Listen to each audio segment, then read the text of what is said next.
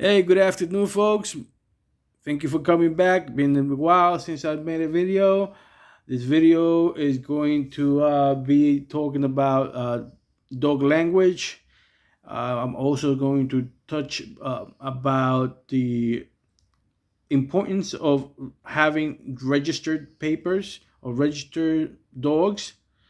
How essential it is, I believe so. But first, I wanted to give you some. I do watch animal related shows. Animal show. There's like the Wild show. What's the new show? Because I can't remember the name of it. But basically, channels that show life in the wild in Alaska. That's really my thing. I really enjoy it. Really enjoy all that has to do with the wild, living with your own hands. You know. But these are one of the shows that I watch. It's not the great, but I enjoy it because I see a lot of dog behavior in that show. It's called Pitbulls and Parolees. People and Parole basically they go around grabbing either loose dogs or dogs that live in the street or have this or that. So I'm able to see different type of imbalances in the dogs. And in one instance, the person, the lady, main lady there, the owner of the place, was squatting, at a safe distance. The dog had already been rescued, but the pretty fair early in the stages. So that dog was trusting of the man that rescued her, which was an employee of the place. She was squatting pretty much. I did not see when it happened, but the lady didn't describe it because I was doing something else. Sometimes I watch or listen instead of watch, and I couldn't rewind it. It was it was TV. So she described that she was kind of squatting like this, and then suddenly she got up and probably I got up and moved forward. That to me is like, oh, that's an aggressive move. That's an aggressive posture the lady did.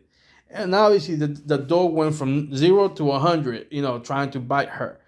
So, and I could understand it. The dog was again fresh out of living on his own out, I believe, or was not being handled by anyone. I think that dog particularly was not living out there, basically caged outside a trailer truck, a trailer basically, trailer house.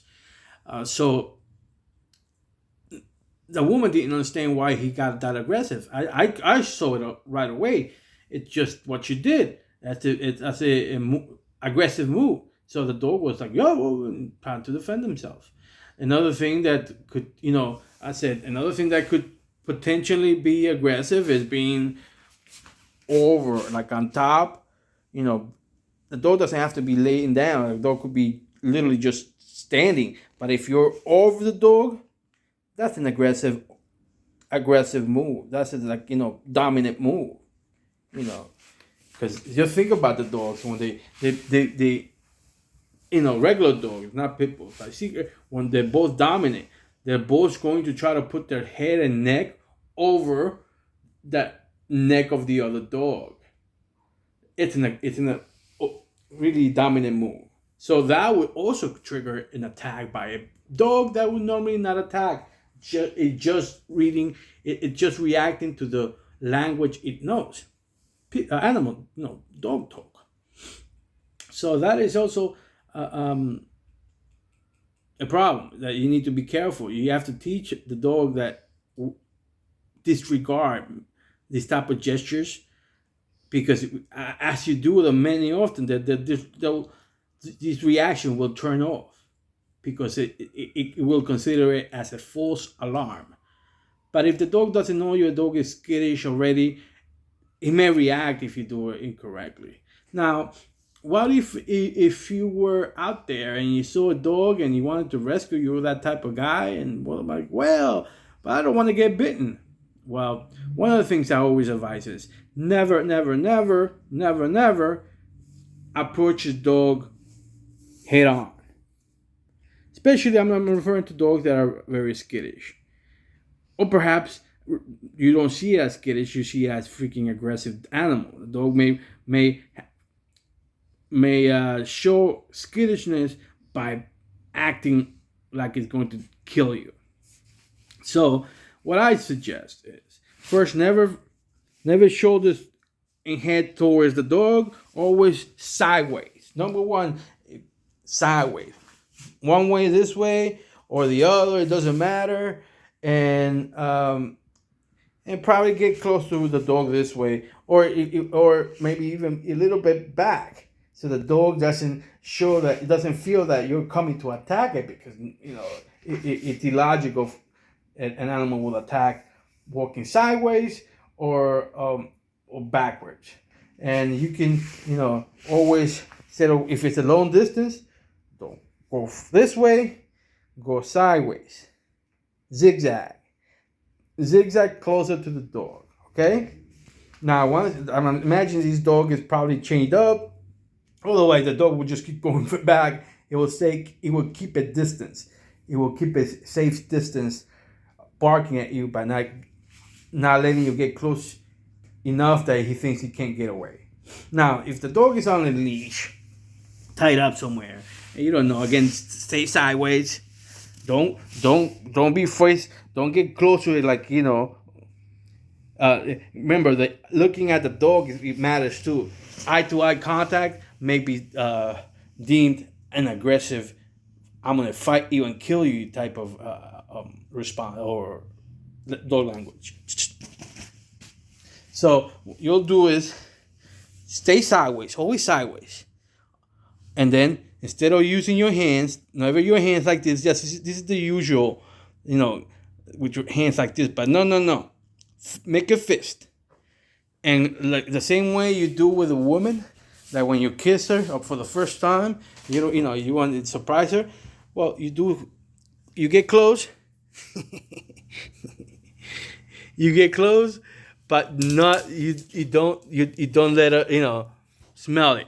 You get close enough, but you let that little piece, you do 75, and the dog does 25 of the distance. So the dog says, okay, I see your fist there. You're not getting close. Let me get close and sniff it. Make a fist, not your hands. Because if the dog is aggressive and it bites your fist, you're going to have less damage than if it bites your fingers.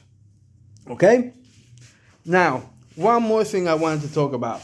And this is something this is some advice about registry papers. And what is the importance of having papers on your dog? You may think, oh, it doesn't matter because I'm never going to breed and I don't intend to breed, blah, blah, blah, blah.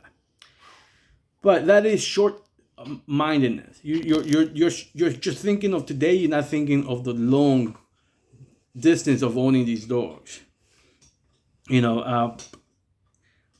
Having registry papers, ADBA papers, kind of gives you a third party acknowledging, confirming that the dog is bred a certain way. Nowadays, all these pedigrees, they require or they ask for DNA profiling on the dogs. So if you were to get a dog, or you could grab that particular dog, go and get a DNA profile as well, then see if it's if it's a match for the supposedly parent. Okay, that way it you confirm, that what you bought is what was intended, that they didn't sell you one but actually give you something completely different, because that happens. That really happened with people that give you gifts, birth certificates instead of registry papers. They're trying to say, hey, I'm just selling dogs that look a certain way, and it really doesn't matter how they're bred. But I'm gonna fool you because I'm not with any organization that will require me to DNA test my dogs, and that way I can do what I want, make more money that way. So registry papers are important. Registry papers as well, not just for you, but imagine you have a yard full of dogs, and you are a private person. Not too many people know you. You die.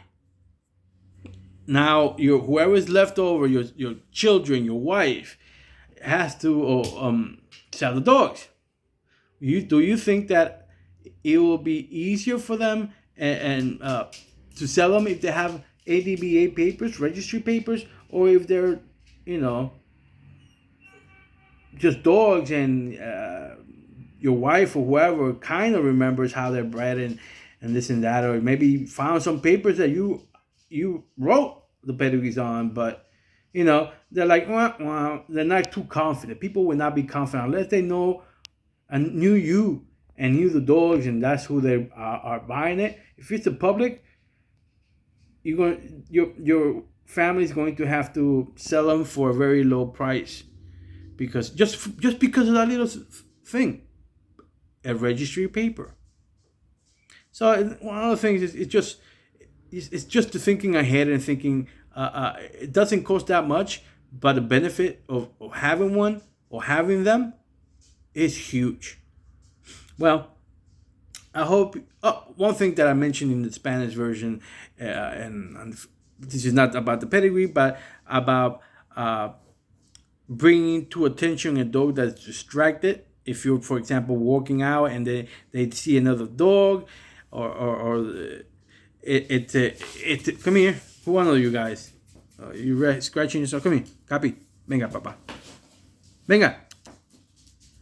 All right. So imagine I don't have a chain, but imagine this is I'm grabbing it because it's the collar that's doing this, not me pinching it. And there's a leash here. So I'm gonna be pulling. Come here. I'm not done with you. I'm gonna be pulling up on the chain so that the head of the dog is going up. And while I'm doing that, I'm talking to the dog, like I'm like saying, "Move, let's move," or "Leave it alone." This is and at the same time, I'm having a short leash. I'm having a short leash, so this is much in control. But this way, the dog is more connected to you and perhaps even more able to pay attention to you and less on the distraction of the other dog. All right, so I think that's good enough. I'm gonna leave it like that. Okay, you're done. Go move.